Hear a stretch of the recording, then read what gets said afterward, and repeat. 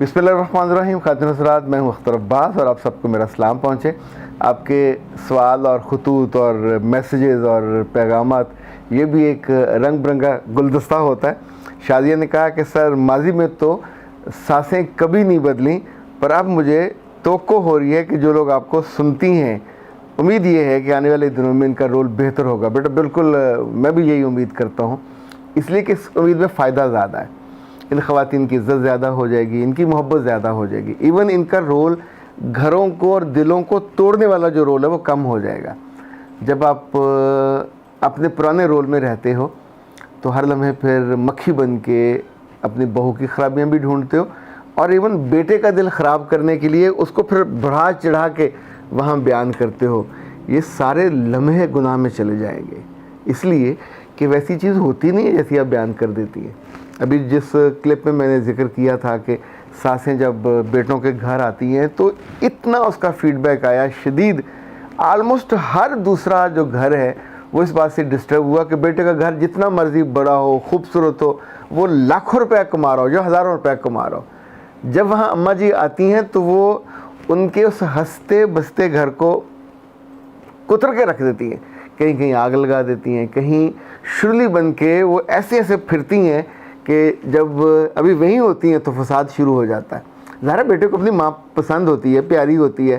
جب ماں مسلسل اس کے کانوں میں ڈالے گی کہ تمہاری بیوی ایسی، اچھا ہے کیا، بیچتی کیا ہے کہ she is not loyal with you, فضول خرچ ہے.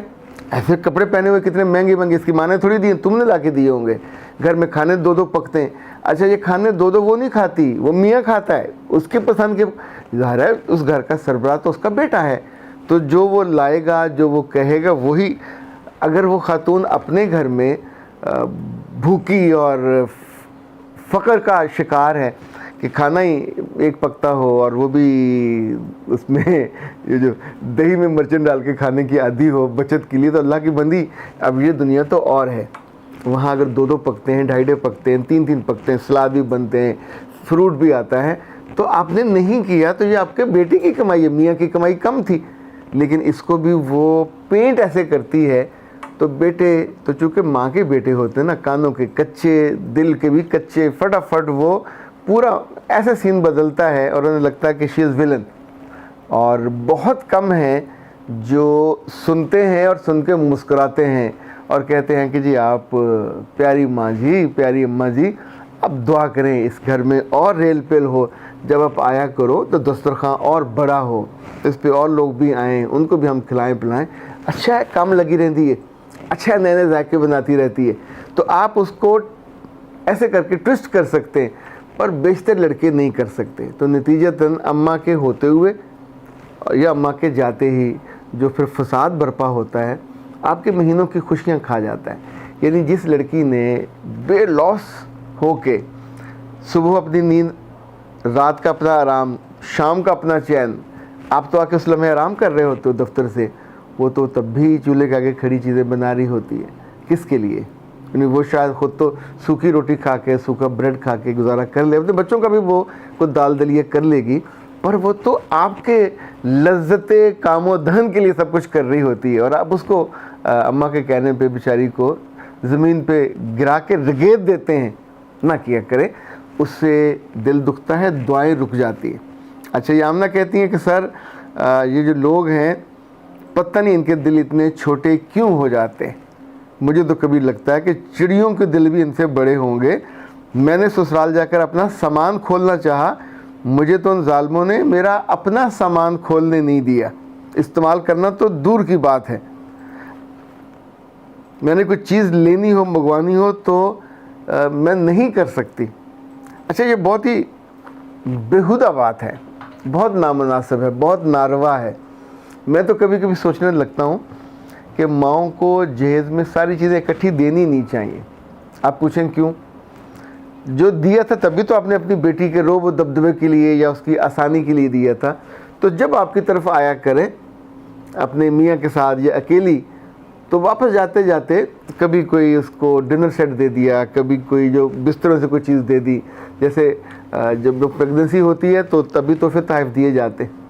تو اسی طور پہ اگر تحفوں کو آپ بانٹ لیں، میں نہیں بات کر رہا ہوں آئیڈیا کے طور پہ، تو اب جو چیزیں جائیں گی یہ اس کے ہاتھ میں ہوں گی، ان کا استعمال، اس کا استحقاق ہوگا، اس کے اپنے کمرے میں ہوں گی، پیٹیوں میں نہیں ہوں گی۔ پیٹیوں میں جو چیزیں جاتی ہیں، یہ بات تو سچ ہے کہ ان پہ اس گھر کی جو بڑی خواتین ہیں، اگر ان کا دل چھوٹا ہے تو وہ قبضہ کر لیتی ہے، بلکہ انہی میں سے نکال کے اپنی بیٹیوں کو بھی دیتی ہیں۔ اگر تو آپس میں پوچھ لیا کریں، یعنی ایک تھوڑا دل رکھنے والی بات ہوتی ہے کہ تو بھی میری بیٹی ہے، وہ بھی میری بیٹی ہے، ایسا ہم کر لیں تو بہو انکار تھوڑی کرے گی۔ غریب کی بچی وہاں پسی ہوتی ہے تو وہ مجبوراً سر ہلا دے گی، لیکن جب آپ پوچھتے بھی نہیں ہو، نکال بھی لیتے ہو، تو بہت ساری لڑکیاں میں نے ذہنی مریض بنتے دیکھی ہیں کہ ہائے میری ماں، یہ جو ہائے پڑتی ہے نا، میری ماں کی چیز تھی وہ دے دی، اور میرے جہیز کی چیز تھی وہ دے دی۔ پوری دنیا چیزوں سے بھری ہوتی ہے، اس چیز سے جو محبت ہے وہ بڑی ڈاڈی ہوتی ہے۔ کئی دنوں سے یہ میرے پاس آیا ہوا تھا، سچی بات ہے میں اس کو کیٹر نہیں کرنا چاہ رہا تھا، پر اس طرح کے کئی گھر ایسے ہیں جہاں کم پڑھے لکھے باپ ہوتے ہیں، یا ان کے دل میں محبت کا بیج اگا ہی نہیں ہوتا۔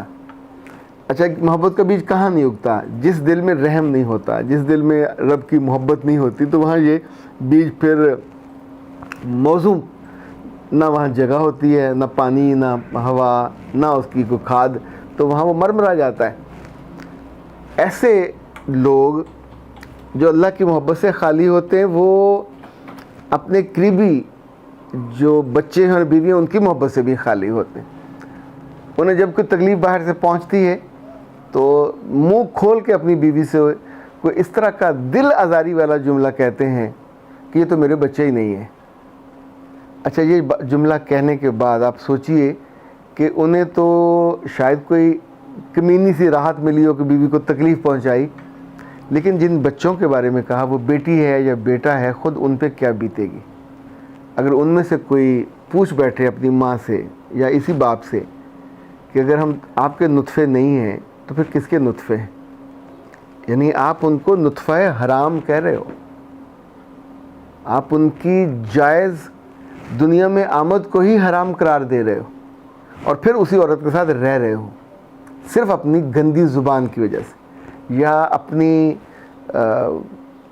ایک بری سوچ کی وجہ سے۔ جس کے کان میں آپ کا یہ جملہ پڑتا ہے وہ آپ کی محبت سے خالی ہو جاتا ہے، آپ کی عزت سے خالی ہو جاتا ہے، ایون آپ کی قربت کی خواہش سے بھی خالی ہو جاتا ہے۔ یہ سخت جملہ، یہ نامناسب جملہ، یہ ناروا جملہ آپ کو اچھے ڈھنگ کے ریزنیبل انسانوں کی کیٹیگری سے بھی نکال دیتا ہے۔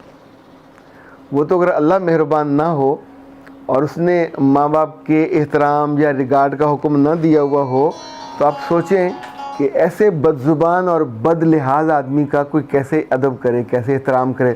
تو یہ تو ہو سکتا ہے کہ پھر ایک آپ معمول میں چلتے رہتے ہیں، لیکن جیسے ہی یہ پرندے بڑے ہوتے ہیں، اپنے گھونسلوں میں جاتے ہیں، تو واپس پلٹ کے بھی نہیں دیکھتے۔ پھر ان کے لیے ان کے دل محبت سے، عقیدت سے، توجہ سے، خیال سے، دعاؤں سے بھی خالی ہو جاتے ہیں۔